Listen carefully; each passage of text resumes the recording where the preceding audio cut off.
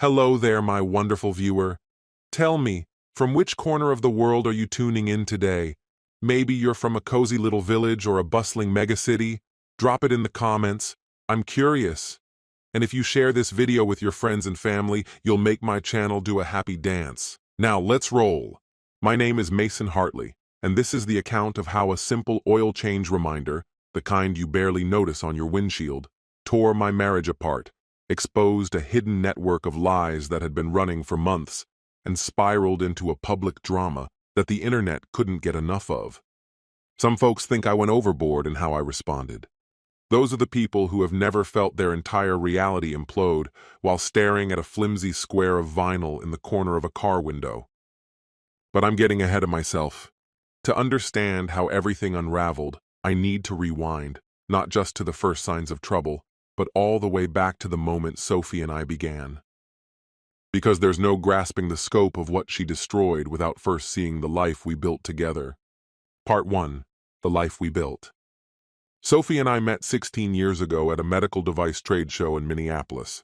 At the time, I was a newly minted engineer at Boston Scientific, the kind of guy who treated free pens from vendor booths like prized collectibles.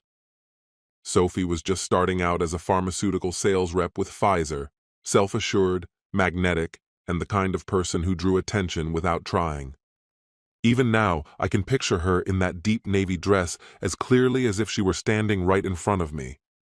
When she smiled at me over a styrofoam cup of forgettable conference coffee, my brain dumped every note I'd rehearsed for my upcoming presentation.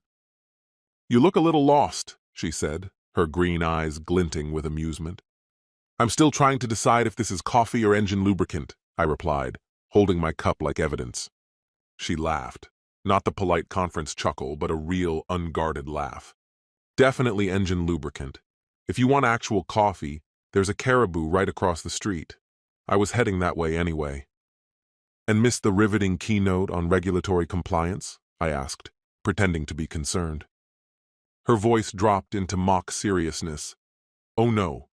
Whatever will we do without an hour-long PowerPoint about FDA submission protocols?"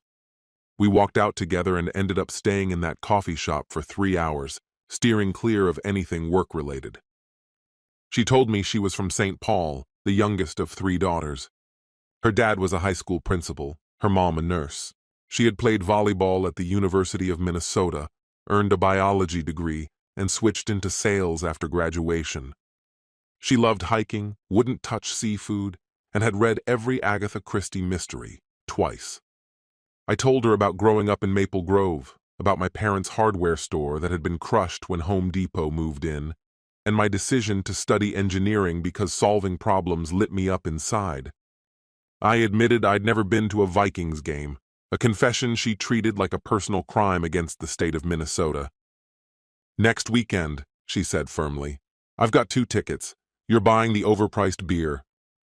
That football game became our first date. The Vikings lost miserably, but I hardly noticed. I was too busy watching Sophie leap out of her seat and cheer like the scoreboard actually mattered. When she grabbed my hand after a touchdown, it felt like I'd won something far better than the game. 2 years later, we were married in a simple ceremony at the St. Paul Cathedral. Her father walked her down the aisle with tears streaking his cheeks. Her mother had painstakingly sewn pearls onto Sophie's veil, the same one her grandmother had worn back in 1952. My best man, Trent, my college roommate and now the owner of his own auto shop, kept apologizing for the grease under his fingernails, even though he'd scrubbed them raw. "You sure about this?" he asked that morning.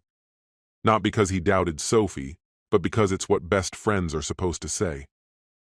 "I've never been more certain of anything," I told him, and I meant every word. We spent our first year of marriage in a cramped apartment in Roseville, tucking away every extra dollar for a future house. Sophie would drag herself in after long days on the road, kick off her heels, and sink into our lumpy secondhand couch. I'd rub her feet while she unloaded stories about stubborn doctors, underhanded rival reps, and the occasional big win. I'd share my own frustrations about delayed projects, credit-stealing managers, and the constant push to make everything faster and cheaper. When Sophie found out she was pregnant with Aaron, we had just closed on our first home in Maple Grove. 4 bedrooms, 3 baths, a 2-car garage, and a backyard perfect for a swing set. The sellers left a chilled bottle of champagne in the fridge with a note that read, "May your home be filled with love and laughter."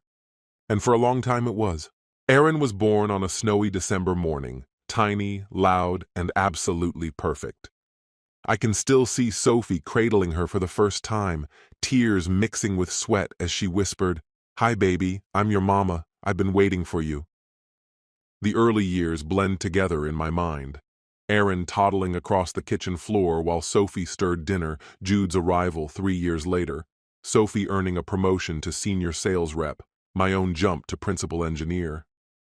We hosted birthday parties that ended in frosting-covered chaos, opened more Christmas gifts than the kids could count, and made annual pilgrimages to Wisconsin Dells where, despite Sophie's sunscreen obsession, we always came home sunburned.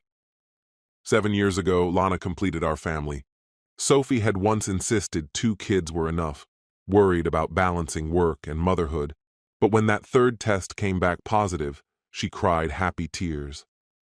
"One more Hartley to love," she said, holding it out for me to see. "Do you think we can pull this off, you and me?" Back then, I was convinced we could weather anything life threw at us. I held that belief with absolute certainty. How naive I turned out to be. Part 2. The cracks I overlooked. When I think back now, the warning signs seem almost obvious, though at the time they slipped past me unnoticed. There was no sudden explosion, no dramatic moment that forced me to take stock. It was more like erosion, gradual, quiet, until the foundation beneath us started to crumble. It began roughly 8 months ago. Sophie had just been assigned a new sales region, one that included several major hospital systems. The workload was heavier, the stakes higher. But so were the potential rewards. At the start, she was ecstatic. She'd breeze through the door in the evenings with breathless updates about new contacts, huge potential contracts, even whispers of a possible promotion. Dr. Patterson at Methodist actually gave me the whole floor today. 45 minutes, start to finish, no interruptions. He's even considering moving the entire cardiac unit over to our products, she told me one night, her face glowing with excitement. "That's amazing, babe. You've earned this," I told her. She kissed me. Really kissed me. The way she used to, before life's distractions shortened those moments to quick, distracted pecks. That night, after the kids had drifted off to sleep, we had fun in bed for the first time, and it seemed like it lasted forever. For a fleeting moment, I believed we were finding our way back. Then came the conferences. Always scheduled on weekends, always in cities like Chicago or Dallas. She would genuinely apologize for missing Jude's hockey matches or Aaron's debate meets. "It's just for this quarter," she'd say. "Once I've got my footing in the new territory, things will slow down." And I believed her. Why wouldn't I? This was Sophie, my wife, my partner, the mother of my children. She had never given me any reason to question her. The Tuesday trips began in May. Sophie's mother, Hannah, had been struggling ever since her husband died 2 years earlier. That big old house in St. Paul felt empty, thick with the weight of memories. Sophie suggested visiting every Tuesday afternoon. "Mom needs something regular," she explained, "and Tuesdays are quiet for me. I can shuffle my calls around." "Of course," I told her. "Your mom's lucky to have you." She'd head out around noon, dressed in jeans, sneakers, and sometimes one of my faded Gophers sweatshirts. By early evening, 6, maybe 7, she'd come home, looking worn out, but content. "How's your mom?" I'd ask. "You know, some days better than others," she'd reply. Sometimes she'd tell me they'd spent the afternoon leafing through photo albums, Hannah's wedding pictures making yet another appearance. She'd mention everyday details: the garden in need of trimming, a leaky faucet in the kitchen, the neighbor's cat that kept slipping in through the back door. Everything she said sounded normal, believable. Occasionally, she'd arrive with a dish of Hannah's famous hot dish or a bag of fresh garden tomatoes. Once, she brought home a worn quilt Hannah had dug out of the attic, made by Sophie's grandmother. "Mom wants Lana to have this," she'd said quietly, running her hand over the frayed stitching. "It's tradition." I remember feeling touched, moved by that thread of family history weaving through generations. I kissed her forehead and said, "Your mom's a treasure." Now the irony is like a knife. Part 3. The Moment I Knew. Thursday, November 14th. The Minnesota air carried that sharp bite that signals winter is just around the corner. The forecast warned of snow by the weekend, so I figured I'd get the snowblower prepped. First, I needed to swap the cars in the driveway. Sophie's Lexus was blocking the garage, parked right in front of where I kept the winter gear. I slid into her RX 350 and started adjusting the seat. Her 5-foot frame always meant a complete reset for my 6'1". As my hand moved toward the gearshift, something in the windshield caught my eye. The familiar little service sticker every driver knows. Next service, 68,420 miles. Bloomington, Lexus. The odometer read 65,410. 3,000 miles early. That wasn't Sophie's way at all. She'd always been meticulous about her car. Every oil change, every tire rotation logged in the small notebook she kept in the glove box. It was one of those quirks I'd found charming when we first met. A mix of beauty and precision. But what stuck with me more than the mileage was the shop's name. Bloomington Lexus? For over 10 years, every car we'd owned had gone to Trent's workshop in Maple Grove. Trent had been talking about opening his own repair shop since our college days, and when the grand opening finally happened, Sophie and I were honored to walk in as his very first customers. Without so much as a hint from us, he knocked a hefty chunk off the bill, and in return, we gave him something money couldn't buy, our absolute loyalty. His prices were fair, his work was meticulous, and the trust we placed in him was beyond measure. "Trent's the only mechanic I'd ever go to," Sophie told me just last month, right after he swapped out her brakes. "I wouldn't let anyone else touch my car." So why then had she gone to Bloomington Lexus? It wasn't just a little inconvenient. It was wildly out of the way. A 45-minute detour in the complete opposite direction from home. Not near her mother's place in St. Paul. Not near any of her hospitals or client sites. There wasn't a single logical reason to be there. Unless... What? I unlocked my phone, opened Google Maps, and typed in Bloomington Lexus. The satellite image appeared, and a knot twisted in my stomach. The dealership sat right off 494 and France Avenue, encircled by a cluster of hotels like some inside joke for someone else's benefit. A Comfort Inn almost shared its parking lot. Across the street, a Holiday Inn Express. Just 2 blocks away, an extended stay America. All close enough to walk to without breaking a sweat. "Stop it," I muttered to myself. "You're reading too much into this." But the thought had already taken root. When I got home, I pulled the Lexus into the garage, shut the door, and stepped inside. Sophie was in the kitchen, half bent over Aaron's math worksheet, while keeping Lana from digging her spoon into a bowl of raw cookie dough. "Lana Marie, you're going to give yourself a stomachache," Sophie warned gently, nudging the bowl just out of reach. "But it's so yummy, Mama." "I know, sweet pea, but they need to be baked first. Want to help me roll them instead?" At the dining table, Jude was in the middle of constructing an elaborate Lego fortress, tossing in the occasional math pointer for Aaron. "It's easy, Aaron, just move the X over." "It's not easy when you're not in advanced math, butthead." "Language," Sophie and I said in unison, and for a moment it felt like nothing had changed, our noisy, lovable household in full swing. "Hey, babe," Sophie said when she finally looked up and saw me in the doorway. "Can you grab milk tomorrow? We're almost out." "Sure," I answered, keeping my voice steady even as my thoughts ran ahead. "How was your mom on Tuesday?" There it was, a tiny pause, so faint most people wouldn't have noticed. Her hands hesitated for a fraction of a second as she rolled the dough. "Oh, same as usual. Lonely. We went through some old pictures again. She cried a little about Dad." She glanced up, her green eyes, the ones that had hooked me 16 years ago, meeting mine. "Why?" "Just wondering. Haven't seen her in a while. Maybe we should have her over for Thanksgiving." Sophie's features softened, her smile looking easy now. "She'd love that. I'll call her tomorrow." I smiled back, then walked into my home office and shut the door with a quiet click. First stop, our shared credit card account. We'd always kept money transparent between us. My $165,000 salary as a principal engineer and her $110,000 in pharmaceutical sales went into the same pot. Any purchase over $200 we talked about first. College savings, early retirement, the cabin up north we dreamed about. Those were our mutual priorities. I scrolled through the latest transactions: Cub Foods, new hockey gear for Jude, Aaron's debate camp registration, Target, Costco. Everything looked normal. No charge from Bloomington Lexus. Of course, she had her own American Express card for work. Her job meant plenty of client lunches, conference registrations, and travel, most of it reimbursed. She managed that account entirely on her own. I'd never thought to check. Trust, a small word for something that could crack so quickly. I couldn't access her work card records, but there were other avenues. I opened up our family's cell phone account, 5 lines under one plan, all neatly itemized.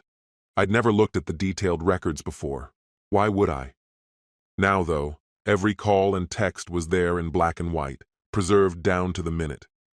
Her recent phone activity looked completely ordinary.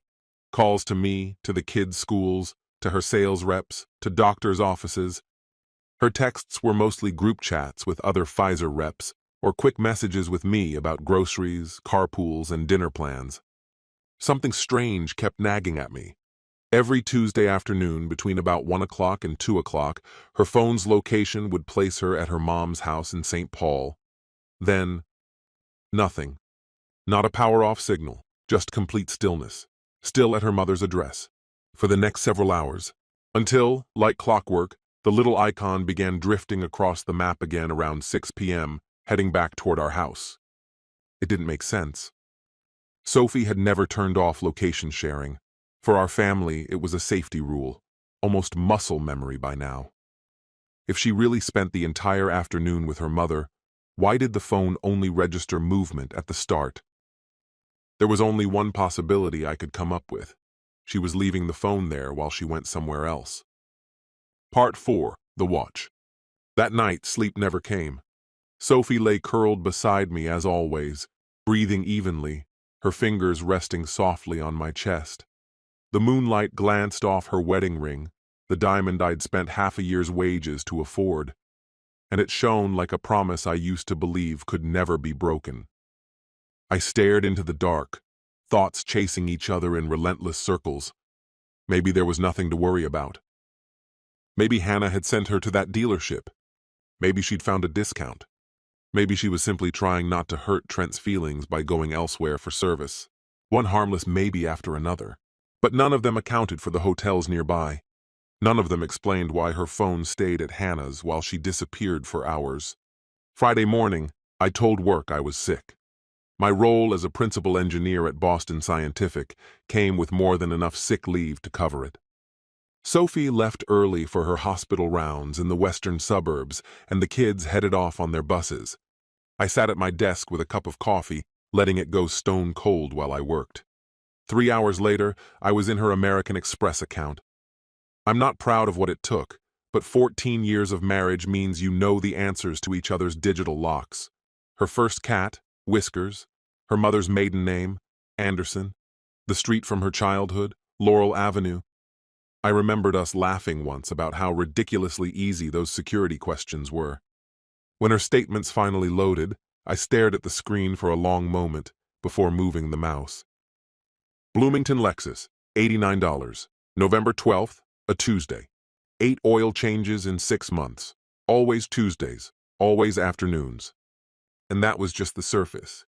The Hillcrest Club, $67, November 12th at 4:30 p.m. $73, October 29th at 4:15. $82, October 15th at 3:45. I typed the name into search. It wasn't a fitness center or a golf club. It was a small, upscale hotel that bragged about discreet service. The photos showed king beds, stocked minibars, low warm lighting. They even advertised 3-hour stays, tailor-made for a midday meeting. My stomach tightened so violently I barely made it to the bathroom before throwing up. I stayed on the cold tile, shaking. More entries. Serenity Spa, Bloomington, $200 here, $150 there. Always Tuesdays. Their site promised champagne, massages, and private relaxation rooms for couples. Then came the restaurants, all in Bloomington. Chez Laurent, $143. Dove's Nest, $98. The Hidden Garden, $176. I looked them up one by one. Romantic spots, candlelight, cozy tables. The sort of places meant for impressing someone, or seducing them. I printed everything, page after page, every dollar a betrayal, every receipt a cut. 8 months of Tuesdays, 32 weeks of lies, all while I sat at work, all while the kids were in school, all while her mother in St. Paul sat alone, unaware her daughter wasn't visiting anymore. By noon, my course of action was clear. I could have confronted her then. That's what most would do. Sit down, ask, give her the chance to explain. Maybe there was some outlandish but innocent truth. But if I was right, if she really was seeing someone, confronting her would only give her time to delete, rewrite, and hide. The logical, problem-solving part of me made the call. That afternoon, I drove to Bloomington Lexus. Part 5. The Dealership. The dealership showroom radiated the kind of polished luxury you'd expect from a premium automotive brand. Walls of spotless glass let sunlight pour in, chrome accents threw glints of light in every direction, and the marble floors looked like they'd been buffed moments before I arrived. Even the air carried that intoxicating, just unwrapped new car aroma, drifting all the way from the service bays. I had barely crossed the threshold when a salesman appeared. Perfect teeth, firm handshake, the sort of practiced warmth that comes standard with the job. "Just here for service," I told him, and I could practically see the spark in his eyes dim. He gestured politely toward the back without missing a beat, but the enthusiasm had vanished the instant he realized I wasn't a prospective buyer. The service department's waiting lounge turned out to be far more upscale than I'd expected. Leather armchairs lined up in neat rows, the kind that probably cost more than a month's rent in most neighborhoods. A coffee counter stocked with real ceramic mugs instead of disposable paper cups. A small play area for children, complete with toys so immaculate they could have been straight out of the packaging. Muted TVs along the walls played an endless loop of home renovation shows. And tucked into one corner, a booth. A tall, high-backed booth that shielded anyone inside from view unless you walked right up to it. Perfect for conversations, meant to stay out of sight and out of earshot. That's where the service advisor found me. He couldn't have been older than 25, hair sculpted into precise waves, name tag reading Kyle. He carried himself with the kind of optimism you only see early in a sales career, before years of customer complaints dull the edges. "Good afternoon, what can I do for you today?" he asked, voice bright and easy. I kept my tone warm, casual. "My wife's a loyal customer here," I said. "Diana Hartley. She's always going on about how much she likes your service." I used her maiden name on purpose, curious to see what it would trigger. Recognition was instant. His eyes lit up. "Oh, Mrs. Hartley, she's wonderful. Always a pleasure to have her in. Is she coming by today?" A slight pressure gripped my chest, but I kept my smile in place. "No, she just asked me to confirm her next appointment. She's particular about keeping her car in perfect condition." Kyle chuckled as he turned to his computer, tapping at the keys with quick, practiced motions. "Of course. She's one of our most reliable clients, never skips a visit. Let's see." His eyes flicked between the monitor and me, humming under his breath as he scrolled. "Here she is, Mrs. Hartley. Looks like she updated her name recently. Anyway, her next slot is Tuesday the 19th, 2 o'clock. Same as always." "Same as always," I repeated, hearing my own voice as if from a distance. "Yeah, she's had that time nailed down for ages," he said with a grin. "Every Tuesday afternoon at 2. She says it's the only break she gets from work." His gaze shifted slightly as more details appeared on screen. "Wow, 8 visits in the last 6 months. That's commitment. She must drive a lot." "She's very attached to her car," I said evenly. "And she usually waits here while the work's done?" "Oh yes, without fail. Most people drop their car off and leave, but Mrs. Hartley, she settles right in. 2, sometimes 3 hours. Sets up in that corner booth with her laptop and phone, totally focused on her work. I made my voice sound light, offhand. Does she ever have anyone join her? Kyle hesitated. His expression caught somewhere between professional discretion and an urge to share. Well, he said slowly, sometimes a colleague stops in. The guy with the silver Mercedes. They'll have coffee together while she waits. I figured it was a nice gesture. Waiting can get pretty boring. My heartbeat thumped in my ears. Oh, sure, I said calmly. That's Jim from her office. A small frown formed between his eyebrows. Jim? I thought his name was Damien. Damien Wellington? Whitfield? Something like that? Tall guy, gray at the temples, always in those sharp, expensive suits? It's Damien Whitfield, I said, the name hitting me like a sudden plunge into icy water. I knew him. Vice President of Strategic Development at Medtronic. Sophie had mentioned him more than once. Industry events, regulatory committee work. We'd even shaken hands at a holiday party 2 years ago. Impeccable grin. A watch that probably cost more than my first car. The kind of man who might have his shirts tailored one stitch at a time. Now back on the market. Sophie had mentioned it offhand last spring. Damien Whitfield's getting divorced, she'd told me casually over dinner one night. Apparently his wife caught him tangled up with someone from her Pilates group. Can you believe anyone could be that careless? She'd asked. Yes, I could believe it, more easily than I wanted to admit. Right, Damien, I replied evenly, surprised at the calm in my own voice. I get her work friends mixed up sometimes. Kyle chuckled. Happens to me all the time with my girlfriend's friends. So, he said, should I lock in that appointment for the 19th, Tuesday at 2? 1 sec, I said, fishing my phone out of my pocket. Let me check her schedule. What time again? 2 o'clock next Tuesday, he repeated. That works. Go ahead and keep it. She'll definitely be there. Perfect. And let her know Kyle says hello. She knows me. I usually handle her car, and she always asks for me. Of course, I lied. I walked out with his business card in one hand and a bottle of complimentary water in the other. Tossed the bottle in the first trash can I passed on the way to my car.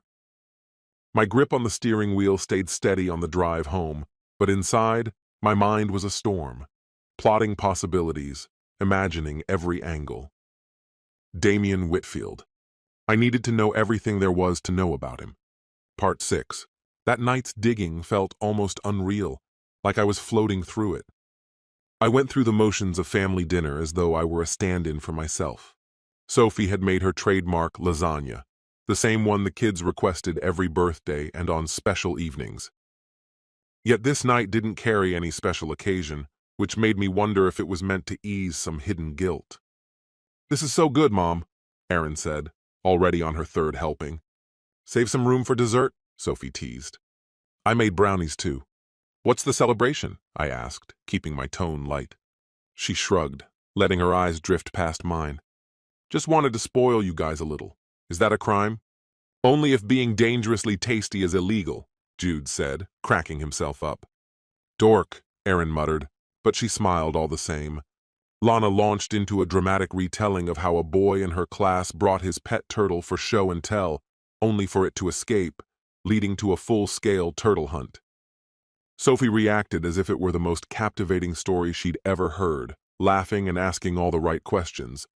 The picture-perfect mother, the flawless wife, and all I could think about was, how long had it been going on?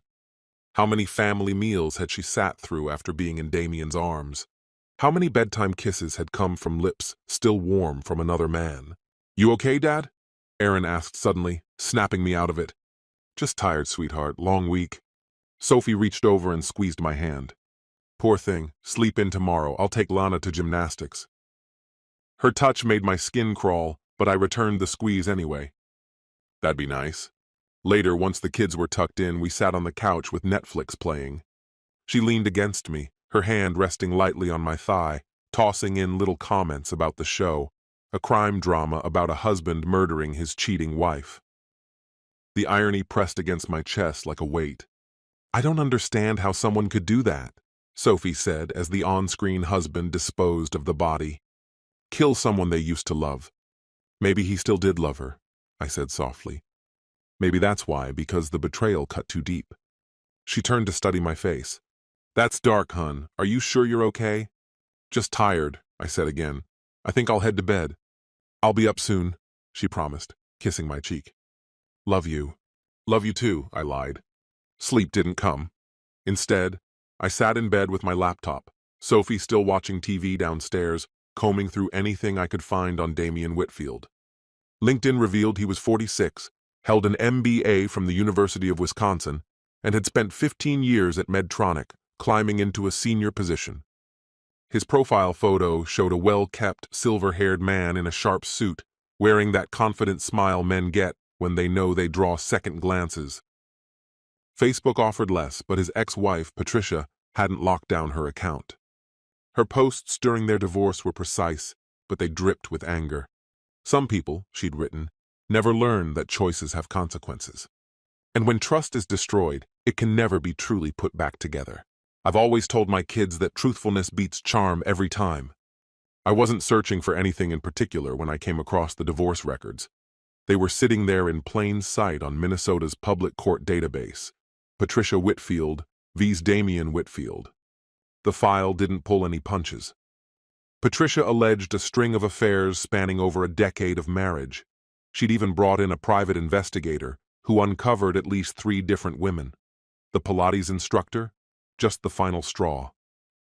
In the end, Patricia got the Adina home, primary custody of their 2 kids, and what looked like a generous payout. Damian, meanwhile, moved into a high-rise downtown, doorman, fitness center, all the amenities. His Instagram feed could have been ripped from a midlife reinvention cliché. Sweaty post-CrossFit selfies, a September escape to Cabo, dinners in restaurants with prices I wouldn't dare imagine. It read, like the highlight reel of someone determined to prove life was better now. And then I noticed it, a photo from a Medtronic charity gala taken 3 months earlier. Damian was in a tuxedo, champagne flute in hand, talking with a small group. But in the blurred background, no mistaking her, was my wife. She was wearing the black dress I'd given her for our anniversary, the one that made her legs look like they belonged in a fashion spread. She was laughing, head tilted, hand resting lightly on someone's arm. The timestamp was 10:47 p.m. She'd told me the event ended at 9, said she had 1 quick drink and came straight home. That became my starting point. I began scouring Twitter, Instagram, any corner of the internet that might show them in proximity. A handful of other shots turned up from industry functions, none incriminating on their own, but together they began to draw a clearer picture. June, a medical device conference in Chicago. Sophie was away that weekend, said it was critical for her job. Damian had posted photos from the same event. The same hotel bar kept showing up in his background shots. August, a Pfizer-Medtronic partnership meeting. Sophie brushed it off when she mentioned it. Boring regulatory stuff. That same day, Damian tweeted about productive talks with pharma partners. I started a spreadsheet, dates, times, locations, every Tuesday oil change, every work trip, every late night, every discrepancy. The pattern emerged slowly, like watching an image appear in a dark room tray. They'd been circling each other for months, possibly longer. The Tuesday meeting started in August, but my gut told me the affair began well before that. That night, Sophie slipped into bed just before midnight, careful not to wake me. I kept my breathing even, pretending to sleep. She murmured something I didn't catch. A moment later, she was under the covers, warm beside me, sleeping soundly. Her conscience seemed clear. Mine was anything but. I lay awake until nearly 3, then got up and padded downstairs. Her purse sat on the kitchen counter, right where she always left it. In 15 years of marriage, I'd never looked inside. Doing so felt like crossing a line, but she'd already crossed worse. Her phone was there too. I knew the passcode. It was our anniversary date, the same code she used for everything. Most of her messages were mundane. Work threads, group chats with friends, conversations with her sisters. But one chain stood out. No name, just a number. Everything earlier in the thread had been deleted, except for 2 fresh messages from that very night. Can't wait for Tuesday. Me either. Same time? I took photos with my phone and put everything back exactly where it had been. Monday came and I went through the motions at work. Meetings, design reviews, pretending the project deadlines mattered. My assistant glanced at me and asked, "You okay, Mason? You look exhausted. Trouble at home?" "Just haven't been sleeping," I said. "Too much on my mind." That afternoon, I sat in the office of Ann Morrison, the divorce attorney Brad from accounting swore by. Brad's wife had left him for her personal trainer, practically a bad sitcom plot if it hadn't wrecked him. Ann's space was all dark wood, leather chairs, and understated authority. She was in her 50s, with silver hair and eyes that looked like they could cut through steel. "Brad mentioned you might call," she said as I sat down. "I'm sorry it's under these circumstances." "Me too. Tell me everything." So I did. Every oil change, hotel bill, gala photo, and spreadsheet entry. I showed her the screenshots, the credit card statements, every breadcrumb I'd collected. She listened without interrupting, jotting down clean, precise notes, asking for clarification when needed. When I finished, she leaned back slightly. "Minnesota is an equitable distribution state," she said, "not community property like California. The court's responsibility in a divorce is to divide marital property in a manner it deems equitable, though equitable doesn't always translate to a perfect 50-50 split. Infidelity can sway that judgment, especially when shared resources were funneled into the affair. But what exactly qualifies as squandering marital assets? Luxury hotels, intimate dinners, indulgent spa treatments? Anything that redirects household money to sustain a relationship outside the marriage might be seen as a misuse. The deciding factor is proof, clear, undeniable proof. Every receipt, every card statement, every suspicious bank withdrawal should be preserved. Even oddities, like a series of unnecessary oil changes, can form a trail of deceit and financial betrayal. Custody issues are even more intricate. Courts often default toward joint custody, unless there's compelling evidence that one parent cannot provide a safe, stable home. An affair alone won't brand a parent as unfit, but repeated dishonesty, poor judgment, or exposing children to inappropriate situations can carry significant weight. And what if the affair became widely known, public enough to cause a stir? Anne leaned back, her gaze fixed on me. "That could shift the equation," I answered. "Courts prioritize the children's well-being. If a parent's actions cause public embarrassment or emotional harm to the kids, that's a factor." Her voice sharpened. "Mason, what are you aiming for?" "I want the truth out there. I want people to know what she's done." Anne arched a brow.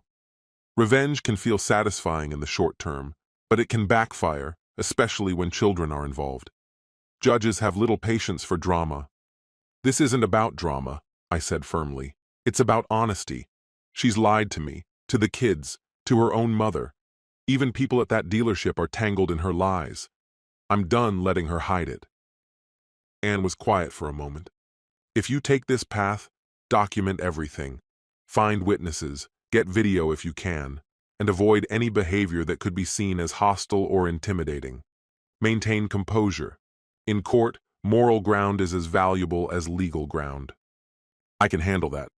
"Mason," she said softly, "once you pull the trigger, there's no going back. Be certain you're ready for the consequences." "My marriage ended the moment she stepped into that hotel room," I replied. "This is just the paperwork catching up." Part 7. The Confrontation. Tuesday morning, November 19th. I rose early, moving through the kitchen as if it were any ordinary morning. Pancakes, Lana's choice that day. Sophie came downstairs wrapped in her robe, hair loose and unstyled, face free of makeup. For a fleeting second, she was the woman I had fallen in love with all those years ago. "Smells wonderful," she said, brushing her lips against my cheek. "Save me a plate?" "Of course." She poured coffee, cut Lana's pancakes, reminded Jude about his science project, and asked Aaron how debate practice was going. It was all so perfectly normal. "I'm heading to Mom's this afternoon," she mentioned. eyes on her coffee rather than me. She's had a rough week. That's nice. Tell her I said hi. I will. Might be late for dinner. You know how she likes to talk. No problem. I'll grab pizza for the kids. She smiled, the same smile that had stolen my heart 16 years earlier. You're the best. When the kids left for school, Sophie went upstairs to get ready. I called the office and said I had a family emergency. It wasn't entirely untrue. By the time she came back down, around 11:30, I had to steady myself. She was wearing the deep red dress I'd given her for our anniversary last year, hair styled to perfection, makeup precise and deliberate. She looked like she was going to a romantic dinner. Because she was. You look nice, I said, for your mom. Was that the faintest flush on her cheeks? Oh, this? Just threw it on. Another lie. That dress required dry cleaning. I'd paid to have it pressed last month. Have a great time, I said, kissing her. Her lips carried the taste of the expensive lipstick she saved for special occasions. Love you, she murmured. Love you too. She left at exactly noon. I waited 15 minutes before following. Not tailing her directly, I'm an engineer, not a detective. I already knew where she was headed. I steered toward Bloomington Lexus, easing my car into a space in the Best Buy lot across the street. From there, I had a perfect view of the service bay entrance. At precisely 1:58, Sophie's Lexus glided in. She lingered inside for a moment, adjusting the rearview mirror to check her makeup before finally stepping out and walking toward the service department doors. 2 minutes later, a silver Mercedes pulled up. Out climbed Damian Whitfield, tie straightened in one smooth, practiced motion, balancing 2 Starbucks cups as he shut his door. I stayed put until the dash clock hit 2:10, then rolled across to the customer parking section. My chest felt tight, my pulse hammering in my ears, yet my hands stayed rock steady on the wheel. I grabbed my laptop bag and the thick folder of paperwork I'd assembled. Props for my role as nothing more than a customer waiting for routine service. Inside, the lounge was busier than it had been on Friday, which worked to my advantage. A young mother wrangled 2 toddlers near a play area. 3 businessmen sat hunched over their laptops. An elderly couple quietly traded sections of the newspaper. A group of women chattered like they'd just come from a round of shopping. Exactly the camouflage I needed. I chose a chair with a clear view of both the entrance and the booth Kyle had once described, the one with the high backs, perfect for private talks. I flipped open my laptop, pretending to type. I spotted them before they saw me. Damian entered first, walking straight to the booth with the easy confidence of someone who belonged there. Sophie was at the coffee counter. When she turned and saw him, her face brightened. He stood, offered her one of the cups, and rested his hand lightly at the small of her back. She laughed at something he said. It was the familiarity that landed the hardest, the way she naturally leaned toward him, how effortlessly he guided her to their spot. Like a dance they'd practiced for months. They were seconds from sitting down when her gaze locked onto mine. Her hand twitched, and the coffee slipped, smashing on the tile, caramel-colored liquid splashing everywhere. Heads turned instantly. The mother hustled her children away. One businessman half stood to help, then froze when he saw her expression.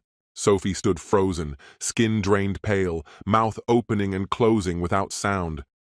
Her fingers shook as if she couldn't stop them.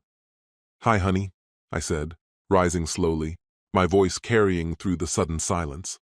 "Thought I'd surprise you." Damian frowned, his hand still resting on my wife's back. "Sophie, who is this?"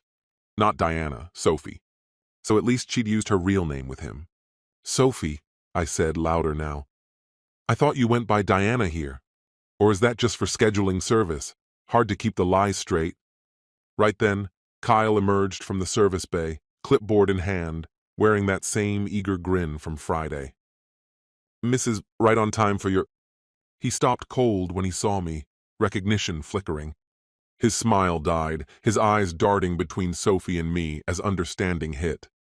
"Actually," I said, keeping my tone almost casual, "I'm Mr. Hartley, the husband, the guy paying for all those extra oil changes." From the corner, a woman gasped to her friend. Phones appeared in hands. A teenager lifted his openly, filming without shame. Sophie finally found her voice barely above a whisper. Mason, what are you doing here? Getting your oil changed, I replied evenly, pulling the folder from my bag. For the 8th time in 6 months. I opened it, revealing the printed service records. The thing is, cars only needed every 5,000 miles. You've put 12,000 on this one in a year. 8 oil changes? That's excessive, don't you think? I began reading the dates aloud. August 6th, August 20th, September 3rd, September 17th. Want me to continue? Because every single Tuesday is right here. Each one when you claimed you were visiting your mother. Damien was already inching toward the exit, abandoning the coffee, abandoning Sophie, moving like a man who'd just smelled smoke. Don't rush off, Damien, I called, my voice sharper now. Everyone meet Damien Whitfield, vice president at Medtronic, newly divorced. His ex caught him with a Pilates instructor. Looks like he's moved up to a pharmaceutical rep. That stopped him. His cheeks flushed, but he stayed planted, stuck halfway between the booth and the door. This is beyond wrong, not even in the same zip code as right. The laugh that escaped me was brittle, bitter, more a blade than a chuckle. You want to lecture me about boundaries? Fine. Let's start with those oh-so-intimate Tuesday rendezvous you've been having with another man's wife. I closed the space between us. Or maybe the Hillcrest Club rings a bell, 5 minutes away if you take the shortcut. That name sound familiar? I didn't pause for her to respond. 3 hours conveniently blocked out, just enough for a little stopover between getting your car serviced and making it home in time to play family at dinner. The waiting room froze mid-breath. A mother across the way stopped shielding her children's ears, her eyes locked on us like she was afraid to blink. An older couple let their folded newspaper slide onto the table, forgotten. Even the grease-stained guys from the garage had drifted into the doorway to see what the storm was about. Sophie's voice was thin, shaking. Can we go somewhere private? Private? I rifled through my bag and pulled out more papers. You mean like your oh-so-discreet transactions at Hillcrest?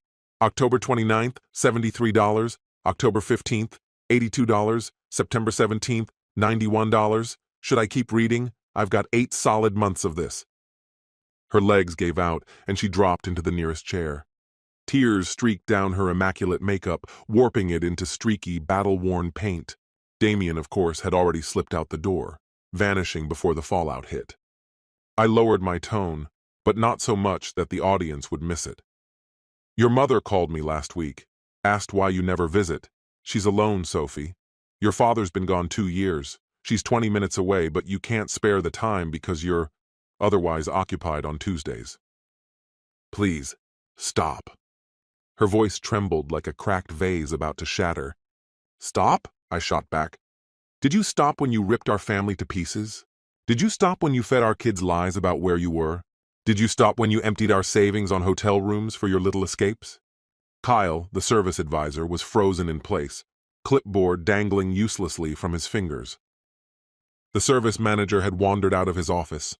Even the mechanics had set their tools aside, the clinks and hums of the garage replaced by pure silence. I held up another receipt. And here's the pièce de résistance. Serenity Spa, $200. Same day you got your oil changed. They brag about champagne and private couples suites online. So tell me, Sophie, what exactly were you relaxing from? A teenager edged closer, phone aimed like a weapon. More screens appeared, the glow of recording lights blinking. By dinner, this would be everywhere. The kids, she whispered, almost too faint to hear. The kids? My own voice cracked in spite of myself. Erin had her debate finals last Tuesday. She won. She called you. You didn't answer because you were here. Jude scored twice in hockey on the 5th. You missed both goals for this. And Lana made you a Best Mommy Ever card. You weren't at pickup to get it. Guess where you were instead? I reached into my jacket and drew out the legal envelope Ann Morrison had prepared. You're officially served, Sophie, in public, with witnesses, just the way you spent 8 months publicly shredding our marriage, one Tuesday at a time. I placed the documents on the coffee table. Petition for dissolution, adultery as the cause, custody arrangements, division of assets, every ugly detail in print. 14 years, I told the silent audience. 3 incredible kids. and she tossed it away for afternoons with a man who didn't even bother to stick around when things got loud. I glanced at Kyle. Sorry you got caught in the middle. She made you part of her cover story, too. Then I swept my gaze over the room. Apologies for the drama, but sometimes the truth deserves front-row seats. As I headed for the door, I turned one last time. Sophie was wrecked, crying openly, her perfect red dress stained with coffee, her hair collapsing into disarray. The secret she'd curated so carefully lay in pieces at her feet. Oh, and one last thing, I added. Your oil change? Not due for another 3,000 miles, but maybe Damien can drive you home. Oh wait, he bolted. Guess it's Uber. Or maybe call your mom. She'd be delighted to learn you're just 45 minutes away, not 5 hours like you've been telling her. At precisely 2:24 in the afternoon on Tuesday, November 19th, I walked out the glass doors of Bloomington Lexus. I didn't just leave a car dealership behind. I left a marriage, a wife, and whatever fragile beliefs I still held about the life we had built together. My phone began to tremble in my pocket before I even reached my car, a steady pulse of incoming messages that wouldn't stop. Part 8. The Viral Surge. By 4 o'clock, the internet had already claimed the story. A TikTok clip was making the rounds captioned, "Wife busted during oil change," followed by a row of laughing emojis, digital shorthand for cruelty disguised as humor. I was still sitting in my home office, staring blankly at nothing, when Erin appeared in the doorway. "Dad?" Her voice was small, almost brittle. She clung to her phone like it might shatter at any second. "There's something online, about Mom. Everyone's sending it to me." Her words sliced through me. I had thought there would be more time to choose how to tell them, time to soften the blow. But the internet doesn't wait. It ignites, it multiplies, it devours. "Come here, sweetheart," I said. She folded herself into my lap, just like she had when she was little, and I held her while she cried. Her phone buzzed in her hand over and over, alerts from TikTok, Instagram, Snapchat, texts from classmates. The video was everywhere. "Is it true?" she asked quietly against my shirt. "Was Mom cheating on you?" "Yes," I told her. No pretending, no evasions. She'd see the evidence soon enough, just like everyone else. Not even half an hour later, Jude walked in. His complexion was ghostly. "Mom's blowing up on Twitter," he said. "Kids at school are posting it. They tagged me." Then Lana arrived, dropped off by a neighbor who gave me a look that balanced sympathy with curiosity. Lana didn't understand the details, but she felt the tension in the air.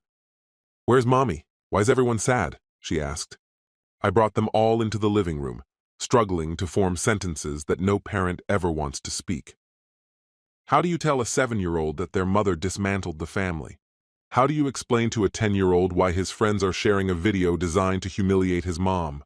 How do you help a 13-year-old comprehend the sudden, unwanted fame of a parent? "Your mom made a wrong choice," I began carefully. "She was with another man. When you're married, that's not okay." "Like a boyfriend?" Lana asked, frowning. "But you're her boyfriend." "I'm her husband," I corrected softly. "Or, I was. We're going to get a divorce." "Because of the guy in the video?" Jude pressed. "Because she lied," Erin answered sharply before I could respond. "She lied to all of us, every Tuesday, for months." The way she said it told me she had already watched the clip more than once. I imagined the messages from her friends. "OMG, is this your mom?" Or "I can't believe this." The predictable middle school cocktail of shock, mockery, and gossip. At exactly 8:47 p.m., Sophie came home. I remember the time because I was watching the doorbell camera feed on my phone. She sat in her car for 10 minutes before finally getting out. When she entered, she looked destroyed. Mascara gone, eyes red, her hair undone. The red dress she wore was crumpled, a coffee stain still glaring on the front. The kids stayed hidden in their rooms, awake but unwilling to face her. I was in the kitchen, staring at a glass of scotch I hadn't touched. "How could you?" she whispered from the doorway. I turned toward her. "How could I? How could you?" "You've humiliated me, in public, it's everywhere. My sister called, my mother called, my boss called, everyone's seen it." Good, I said evenly. Now they know the truth. I made a mistake. A mistake? I gave a humorless laugh. No, you made a choice. Every Tuesday, for 8 months, you picked him over us again and again. It didn't mean anything. Don't, I cut her off, raising a hand. Don't degrade me with that. People don't book hotel rooms for nothing. They don't lie to their children for nothing. She drifted into the kitchen and collapsed into one of the chairs at the breakfast table. The dining table had always been the core of our home, the place where we'd shared more meals than I could possibly recall. I can't pinpoint the exact moment it started. Damien just began noticing me. He made me feel acknowledged, desired. Not as a spouse, not as the mother of our kids, but as a woman in her own right. And I didn't give you that? You did.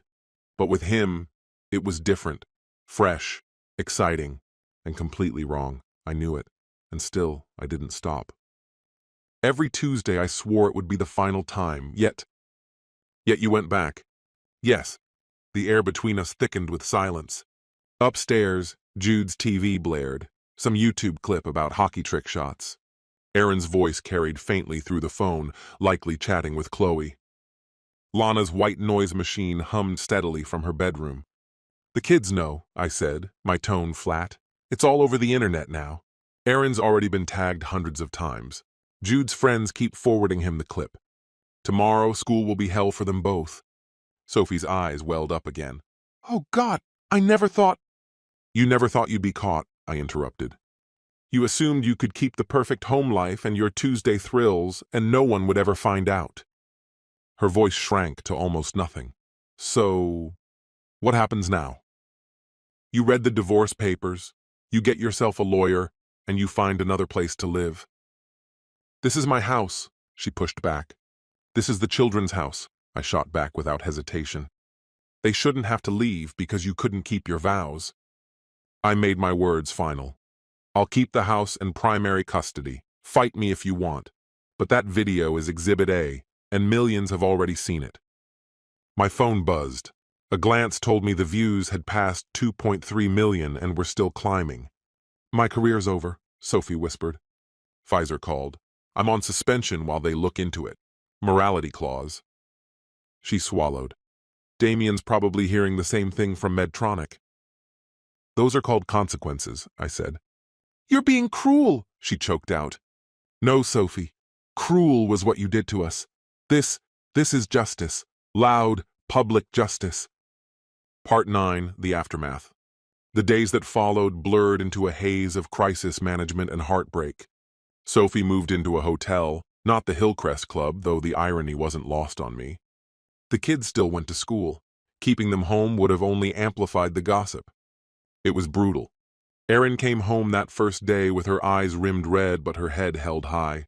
I told Madison at least my dad has self-respect, she said.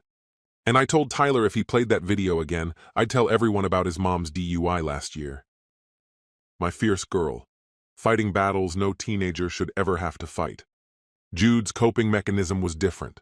Cold silence and raw aggression on the ice. His coach called me. Apparently he'd gotten into a fight at practice. Another player had made a filthy comment about his mom. Jude dropped his gloves instantly. I couldn't even fault him for it. Lana was more puzzled than wounded. At 7, her vision of marriage didn't include betrayal or viral humiliation. She only wanted to know when Mommy would come back and why everyone was acting strangely. Sophie's career unraveled in less than 48 hours. The clip had been hashtagged with #sign Pfizer and #sign Medtronic so heavily that both companies were trending. Online sleuths outed her and Damien by name, dug up their LinkedIn profiles, and plastered their corporate headshots everywhere. On Reddit, a thread titled "Pharmaceutical Sales Rep Caught Cheating at Oil Change" exploded with thousands of comments. Pfizer issued a polished PR statement about valuing professional integrity and conducting a thorough review. Translation, she was done. In pharmaceutical sales, your image is your livelihood. And now hers was forever linked to one of the most humiliating scandals imaginable. Damien's collapse was just as swift. Medtronic's HR department doesn't hesitate to cut loose executives who drag the brand through the mud. His ex-wife, Patricia, posted the video on Facebook with the caption, "Leopards don't change their spots." Local media picked it up, and WCCO ran with "Local executive in viral cheating scandal." By Thursday, they were both out of jobs. That afternoon, Ann Morrison called me. "Sophie's lawyer reached out," she said. "They want to talk settlement." I let out a humorless chuckle. "Settle what? I've got her cornered, and they know it." That's why they're pushing to seal the deal quickly, before the situation unravels any further. "She's agreed to nearly everything you requested. You keep the house, you retain primary custody. The assets split 60-40, weighted in your favor. Her only request is alternating weekends with the children and 2 summer weeks." "That's it? That's acceptable?" I told them I wasn't out to obliterate her life. All I ever wanted was the truth in the open. The kids still need their mother, flaws and all. "You're giving her more compassion than most would," they said. "I'm thinking about the years ahead. My children will carry the shadow of this forever. The video won't vanish completely. Their peers will never truly forget. There's no need to worsen it with a bitter, drawn-out legal war." The joint session with both lawyers felt almost dreamlike.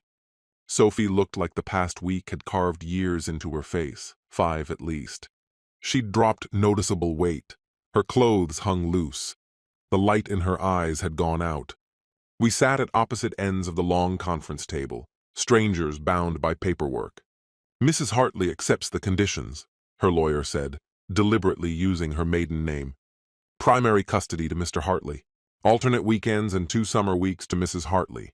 Assets divided 60-40. No alimony." "I need to add something to the custody arrangement," I said. "For the first month, visits should be supervised. The children are shaken. They need a buffer to adjust." Sophie flinched but nodded. "If that's what helps them most." We signed property splits, custody agreements, the official end of 14 years of marriage. Under an hour to dismantle nearly a decade and a half of shared history. In the parking garage, she stopped me. "I have to say something," she began. "Not asking for forgiveness, I know that's gone, but I need closure." I waited. "Damien pursued me for months," she said. "Every work event, every conference. He had the perfect lines, knew how to make me feel, pathetic as it is to admit. He made me feel young again, wanted. Like I was more than the mom driving kids around and making dinners every night. You were never just that to me," I told her. "I know," she said softly. "That's what makes this worse. You gave me everything, and I threw it away for a rush. For attention, for the thrill of someone new and dangerous. Was it worth it?" I asked. She let out a humorless laugh. "I've lost it all, my marriage, my kids' respect, my job, my reputation. I'm 39, starting from nothing but disgrace. Even my mother won't take my calls. So no, Mason, it wasn't worth it." "And the kids?" "I've lost them too, maybe not legally, but in every way that counts. Aaron looks at me like I'm a stranger. Jude won't even look, and Lana, she's still young enough that maybe someday—" "Keep showing up," I said, surprising myself. "Keep trying. They're hurt, but they're still yours. Don't walk away." Like Damien walked away from me? Exactly like that. 6 months later, the new normal. Half a year passed.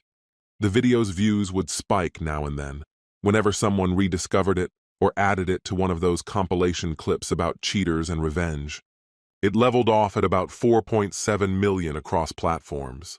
Sophie found a job eventually, half her old pay, at a small medical device firm. She told me once during a custody swap that the hiring manager had Googled her, but said he believed in giving people a second chance. She rented a modest 2-bedroom in Richfield. Close enough to see the kids often, far enough that we wouldn't bump into each other at the grocery store. The kids adapted at different speeds. Lana, the youngest, adjusted the quickest, still young enough to embrace change. She liked having 2 rooms, 2 sets of toys, and double the attention depending on whose week it was. Jude buried himself in hockey with a focus that even stunned his coach. The man told me he'd never seen that kind of improvement in 1 season. "Varsity next year for sure," he said. I didn't tell him the force behind those slap shots was likely anger toward his mother. Erin was, without a doubt, the most intricate personality in our circle. She'd only recently begun attending therapy, trying to unpack what she openly called her issues with trusting people. At the same time, she'd thrown herself into the debate team with fierce commitment, stacking up victory after victory in tournaments focused on justice, truth, and moral obligation. Her coach liked to joke that she was born with an instinct for righteous indignation. I often caught myself wondering what experiences had lit that particular fire in her. Sophie stuck to the custody plan without deviation, every other weekend without fail. In the beginning, those visits were stiff, almost brittle, with her sister staying close by to supervise until enough forgiveness trickled back in to allow some breathing room. Progress was painfully slow, inching forward until they began to shape something new between them. It wasn't the old bond. They both knew that chapter was closed forever. But it was something different, something that might last. As for Damian Whitfield, he seemed to vanish entirely. His LinkedIn disappeared, his Instagram scrubbed bare.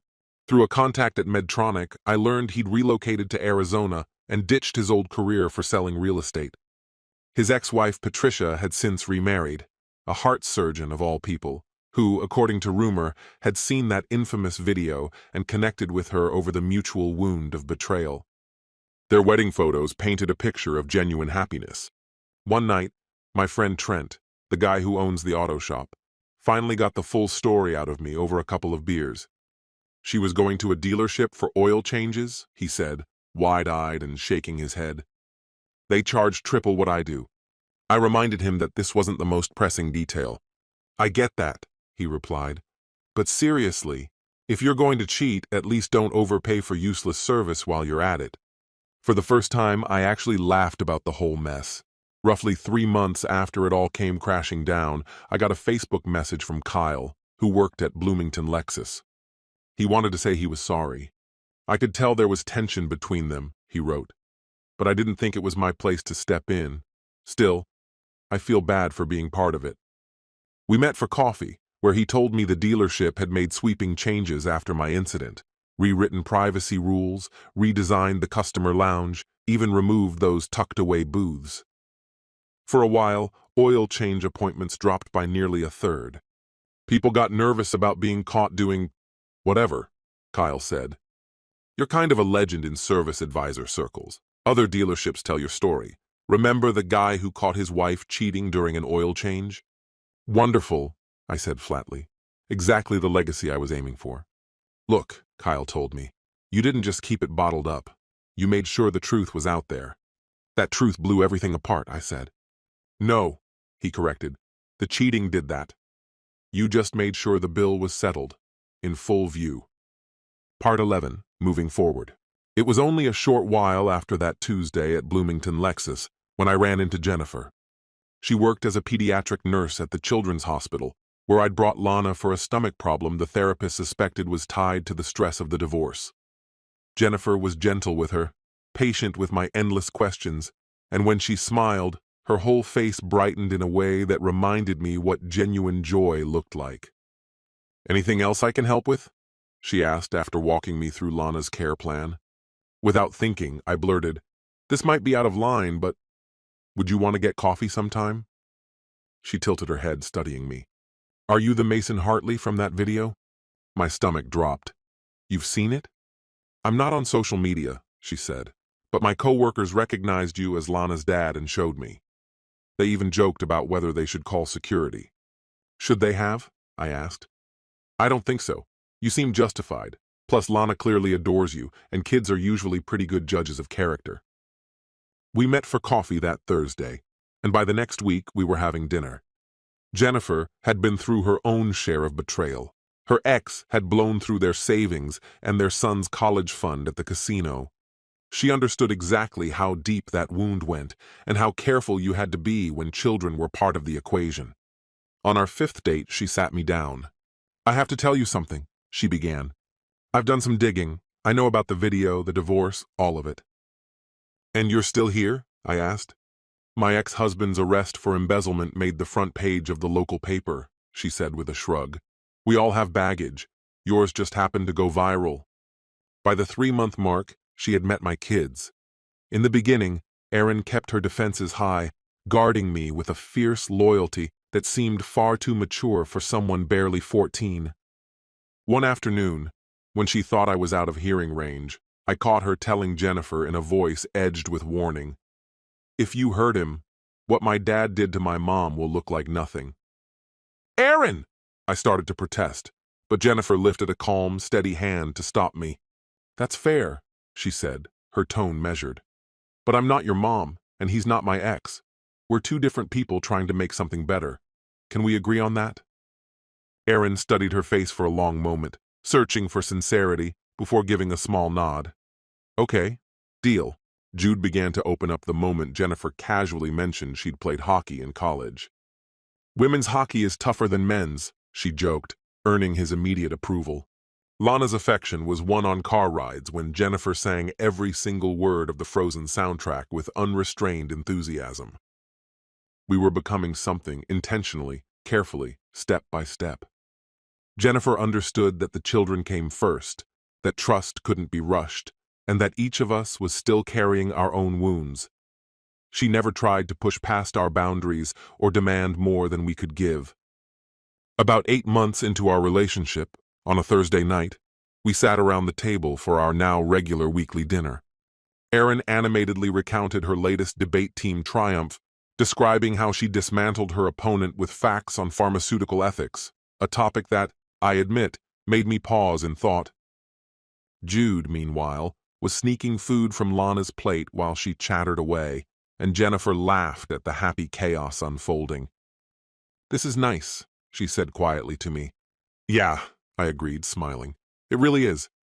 Then my phone buzzed, a message from Sophie asking about pickup plans for Friday. By now, we'd reached a place where we could coordinate schedules without tension and talk about the kids' needs without accusation. Real progress. Erin glanced at my screen. "Mom wants to know if she can take us to the state fair on her weekend." "If you want to go," I told her. "Maybe," she said, and in that single cautious word was more openness than she'd shown half a year earlier. Part 12, The Reckoning. 2 years have gone by since that Tuesday at Bloomington Lexus. The video still pops up every so often, whenever someone writes about public shaming or a podcast dives into the phenomenon of viral justice.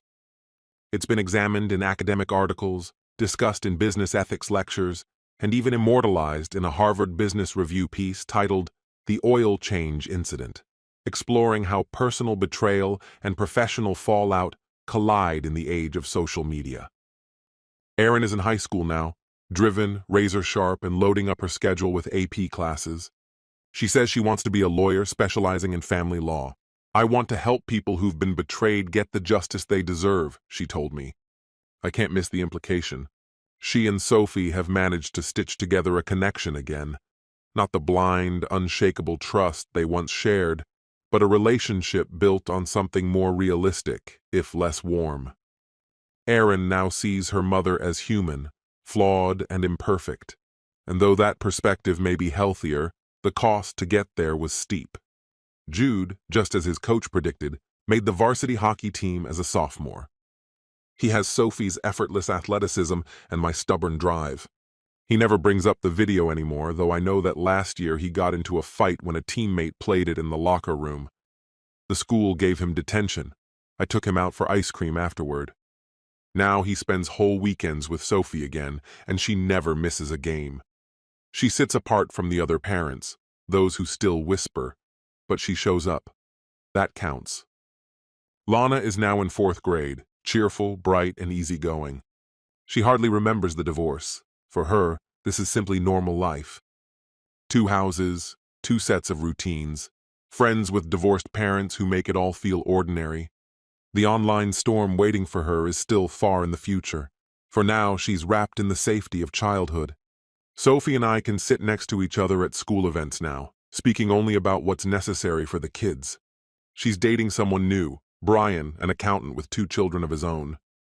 Erin researched him online and decided he was boring but dependable, which honestly is exactly what Sophie needs. Last month, while we both arrived early for one of Jude's games, I asked her, "Are you happy?" She thought for a moment before answering. "I'm rebuilding. Happy might be too strong a word. But I'm not miserable anymore. That's something." "And you?" she asked in return. "Yeah," I told her, and I meant it. I'm glad, she said, and for once I believed she was. You deserve it.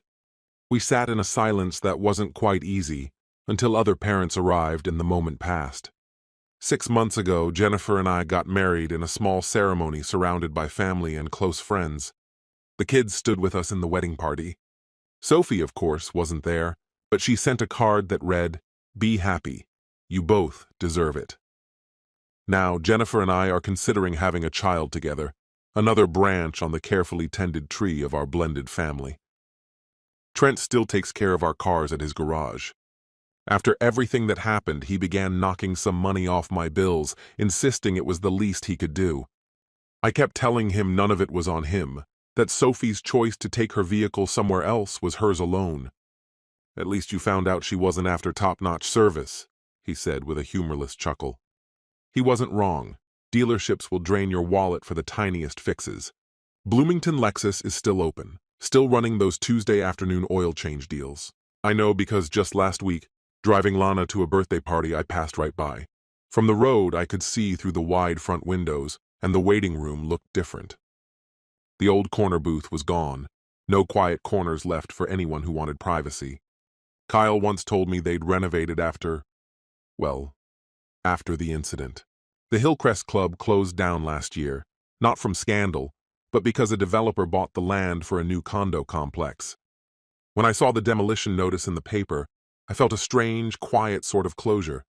As for Damian Whitfield, he vanished from Minnesota entirely. Word going around is he's in Phoenix now, selling upscale houses. His ex-wife, Patricia, married that surgeon she'd been seeing, and judging by her Instagram, she's truly happy. Every December, she sends me a Christmas card with a short message. Thank you for the truth. I've never been sure whether she's referring to the video itself or simply the comfort of knowing she'd been right to leave him. Epilogue. Reflections after the storm. People still ask me if I regret it. If I could wind the clock back, would I have handled things differently? Would I have pulled Sophie aside in private, avoided the scene, and spared everyone the spectacle? My answer changes depending on the day. When I watch Aaron put up walls with new people, I sometimes wish I'd kept things quiet. When Jude drifts into silence, clearly lost in his own thoughts about that day, I wonder if a hidden scar might have been kinder than public humiliation. When Lana asks why certain kids can't come over, knowing it's because their parents saw the video, I second-guess myself. But then I remember the 8 months of deception. The ritual of Tuesdays, each one another lie layered on top of the last. Sophie's nightly conversations with me, told so smoothly I didn't see the cracks. The way she tucked our children into bed with the same mouth that had just... Even now, I cut that thought short before it finishes. The truth is, I never planned it. I didn't wake up that Tuesday intending to detonate my marriage in front of witnesses. But when I saw them, how comfortable they were, how rehearsed their closeness looked, how that booth had become their spot, something in me snapped. Or maybe it didn't snap at all. Maybe it just came into focus with cruel precision. Betrayal survives on courtesy, on everyone being too polite to cause a scene. Sophie had made her choices in plain sight, the dealership, the hotel, the spa. She pulled Kyle and the service crew into the mess, turning them into unwilling spectators. Every time she strolled into that waiting room with Damian, she turned my marriage into a public act. I just made sure the truth was part of the performance. The old oil change sticker is gone now. Jennifer takes her car to Trent's, like the rest of us. No recommended add-ons. No Tuesdays circled on the calendar. No secret bookings. Just basic maintenance, like a marriage ought to be. Sometimes, when the house is quiet and Jennifer is asleep, I think back to that moment in the driveway, when I first noticed the sticker. How something so small, just a flimsy 2-inch label with a date on it, could unravel everything. I wonder what might have happened if I hadn't seen it. If Sophie had been more careful with her schedule. If the dealership had been somewhere less obvious. But those thoughts are like drawing water from an empty well. No matter how far you lower the bucket, nothing worth keeping comes up. Out of all the comments on that viral video, the one I still think about wasn't praise or condemnation. It was from someone who said, The saddest part is they probably could have saved this marriage if they'd talked months earlier. Were they right? If Sophie had told me 8 months sooner that she felt ignored, unwanted, bored, could we have salvaged things? If I'd noticed the widening gap, the way she lit up when her phone buzzed, the extra effort she put into her appearance on Tuesdays, could I have stepped in? Jennifer calls those kinds of questions self-inflicted wounds. She made a choice, she always reminds me. Not just once, over and over. It wasn't a single lapse or some drunken error. It was a deliberate, sustained betrayal. And she's right. But knowing that doesn't make it hurt less. The unexpected call. 3 months ago, I heard from the last person I ever thought would contact me. Damian Whitfield picked up the phone and called. I was deep in the schematics of a prototype cardiac device when my assistant appeared in the doorway. "There's a Damian Whitfield on the phone for you," she said. For an instant, I froze, the muscles in my chest tightening. What could he possibly want now? "He says it's personal, not legal," she added, as if anticipating my suspicion. "Told me you'd want to hear him out." I could have told her to hang up. I probably should have. But curiosity is a stubborn, uncooperative thing. When I finally picked up, I said, "Mason?" The voice that answered was unfamiliar in its weariness, raspy, depleted, stripped of the casual charm I used to know. Older, beaten down. "What do you need, Damian?" "I owe you an apology, and there's something important you should hear." "I'm not interested in your apology." "I get that," he replied, "but I need to say it anyway. Can we meet? Just once. 20 minutes. Somewhere public." Every instinct screamed no, but curiosity outweighed caution. We agreed on a downtown Starbucks, neutral, impersonal ground. When he arrived, I barely recognized him, gaunt, gray, unshaven. "Thanks for showing up," he said. 20 minutes, I reminded him. He nodded, exhaled slowly. "First, I'm sorry. Not just for the affair, but for the way I handled everything. Disappearing, leaving Sophie to pick up the pieces alone. That was cowardly." "Yes, it was. And I want you to know, it wasn't all her doing. I went after her, relentlessly. I knew she was married. I knew she had children. I didn't care." He kept his eyes fixed on the surface of his coffee. "I first saw her at a conference, sharp, gorgeous, laughing, and I decided I wanted her. She told me no again and again for months. I kept showing up anyway, at her panels, at her office, making her feel seen, exceptional, desired. I knew exactly how to work it." "That's the same playbook I used on all of them." "All of them?" I asked. A short, bitter laugh escaped him. "You think Sophie was the first married woman I chased? Or the last? She was just the one where I finally got caught, so publicly there was no way to spin it." "So why tell me this now?" "Because I'm in therapy, for real this time. My therapist says recovery means facing the harm I've done. Sophie lost her marriage, her job, her good name. You and your kids went through hell. And why? Because I was bored, arrogant, convinced I could take whatever I wanted." "You're right," I said flatly. "You caused serious damage." "I know. And I know this doesn't undo anything. But Sophie wasn't some scheming seductress out to destroy her life. She was targeted by someone who's very good at breaking things." "She still made her choice," I said. "Yes, but choices don't happen in isolation. I made the environment that shaped hers." He pushed his chair back, hesitating for a moment. "That scene you caused in public, it saved my life." "What?" I was spiraling. After Patricia left me, I just moved on to the next conquest. Then the video of that day went viral. I lost my career. People stopped answering my calls. It forced me to stop, to see myself clearly. I'm in treatment now. Real treatment. Sex addiction is real, and I was destroying lives with it. "I didn't do it for your sake," I said. "I know, but sometimes the worst things are the only things that make change possible." He slid a business card across the table. "My therapist's contact info, in case Sophie ever wants it. She's a victim too, even if she played her part." I pocketed the card without responding. He left first. I stayed, letting the noise of the cafe fill the silence in my head. I never mentioned the meeting to Sophie. But a few days later, I dropped the therapist's card in her mailbox, no note attached. Later, her sister said Sophie had started seeing someone to work through deeper issues. Maybe that was a step forward. Meanwhile, the kids kept growing. Erin is 17 now, deep in the world of college applications. For her Common App essay, she chose to explore the price of telling the truth, the fallout it can cause, and the quiet strength it takes to keep your integrity intact. Her guidance counselor called it one of the most compelling essays she'd ever read, though she gently suggested Erin soften a few details. "I'm not ashamed of what happened," Erin told me flatly. "I didn't cheat, I didn't lie, so why would I pretend otherwise?" Her unflinching honesty didn't hold her back. She got her early action acceptance from Yale. The day the email came, Sophie happened to be with her. It was Sophie's weekend. They called me together, both crying.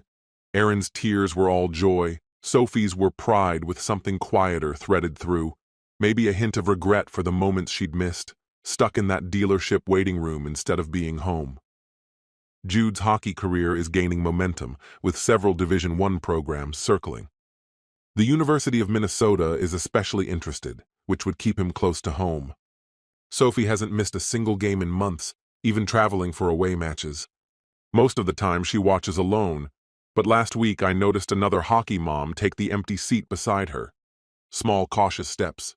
"Mom's different now," Jude said to me not long ago. "Sadder, yeah, but more real if that makes sense. Before, it was like she was always performing, trying to be perfect. Now she's just Mom, still flawed but actually herself." "How does that feel for you?" I asked. "It's better," he said. The whole perfection act was exhausting, for her and for us. Lana is 11, on the cusp of middle school. The internet plays a much larger role in her life now than it did when she was 7. She's seen the video. Some classmate thought they were doing her a favor by showing it to her last year. She came home sobbing, not because of the footage, but because of the nasty comments beneath it. "They said terrible things about Mom," she cried, "and about you and about all of us." We sat down for a long conversation about mistakes, consequences, and the way the internet never forgets, though people can choose to forgive. Lana seemed to take it in more easily than her older siblings, maybe because she can barely remember life before the divorce. "At least I get 2 birthday parties," she told me last week, "and 2 Christmases, and both Mom and Dad work really hard to make me happy. Some kids don't even have one parent who tries. That's the kind of wisdom only an 11-year-old can deliver." Last week brought an oddly fitting moment, the final oil change. This time, the car truly needed one, right on schedule. I brought it to Trent's shop like always. While I was waiting, Trent came out holding a small slip of paper. "Found this while replacing your cabin air filter," he said, handing me a receipt. It was from Bloomington Lexus, dated 3 years ago, not for an oil change, but for a pair of windshield wipers. That meant Sophie had actually needed them that day, and probably just stopped there because it was along the route she said she took. "The beginning of the end," I muttered. "Or maybe the end of the beginning," Trent replied. "Depends on how you look at it." Surprisingly philosophical for a mechanic. "I read a lot while the oil drains," he added with a shrug. Then he hesitated. "Can I ask you something? Do you ever think you might have been happier not knowing?" It was the unspoken question everyone carried but rarely voiced. "No," I said after a pause. "Living a lie isn't happiness, it just postpones the pain. At least now we're all living in the truth, even if it's messier." "And Jennifer?" he asked. "The kids doing okay?" "They are. We're all doing really well, actually. She's pregnant." His face broke into a grin. "Seriously? Congratulations, man." "Thanks," I said. "We haven't told the kids yet." "How do you think they'll take it?" "Erin will turn protective. Jude will probably just nod. Lana will be thrilled not to be the youngest anymore." "And Sophie?" "She'll handle it the way she handles everything these days, with quiet dignity and her own private sadness." We sat without speaking for a moment before Trent said, "You know, I never thanked you." "For what?" "For telling the truth, no matter how much it hurt, no matter that it went viral. You showed people that actions have consequences, that you can't just lie and cheat and expect everyone to politely look away." "I didn't do it for anyone else. Doesn't matter. It still had an impact. You wouldn't believe how many people tell me they check their spouse's credit card statements now, or that they've had real, honest talks about their marriages because of what happened." You basically kicked off a movement, man. The oil change movement? I laughed. It sounds ridiculous, Trent said, but it's real. People even use it as a verb now. Don't make me oil change you. In other words, you're saying, don't force me to take this into the spotlight. And yet, look at that. I've earned myself a mention on Urban Dictionary. Wonderful. So my legacy, at least online, is being the punchline to a viral joke. Yours is far more substantial. 3 amazing children, a second marriage, another baby on the way, and the peace of knowing you stood up for yourself when it mattered most. That internet meme? Just an extra flourish on the whole thing. Today, November 19th, marks a personal anniversary. Exactly 3 years since that Tuesday afternoon at Bloomington Lexus.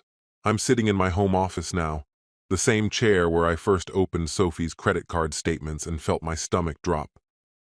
I'm putting all of this on paper because Erin's therapist suggested that writing it down might help me finally close the book on it.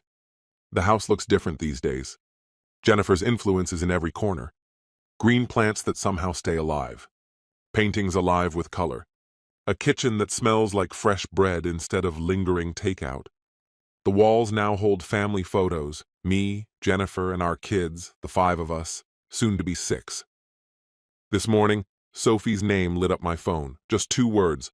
I remember. I sent back the same 2. Me too. That was enough. We both remember. We both still feel the weight of it. And somehow we both survived. Erin just walked in from school, hollering for help with her Yale enrollment forms. Jude's at practice, Lana's at a friend's house. Jennifer's off at a prenatal appointment. Life, messy, loud, ordinary life, hums along. The video, of course, is still online. It will never disappear. Sometimes I wonder what our unborn child will think when they inevitably see it one day. Will they get it? Will they judge? Will they see it as a cautionary tale, or as proof that truth and consequences are bound together as tightly as any love story? My phone buzzes again. Jennifer sent me the ultrasound. Everything's healthy. It's a boy. A son who will grow up in a family pieced together from honesty and second chances. A son who will never know the carefully polished facade we once wore, but will grow up inside something better. Flawed, real love pulled from the wreckage. I forward the picture to the kids' group chat. Erin sends hearts. Jude adds a thumbs up. Lana replies in all caps with enough exclamation points to break the keyboard. Life keeps moving. People sometimes ask if it was worth it. The humiliation, the internet fame, the destruction of what we'd built. They want to know if I'd make the same call again.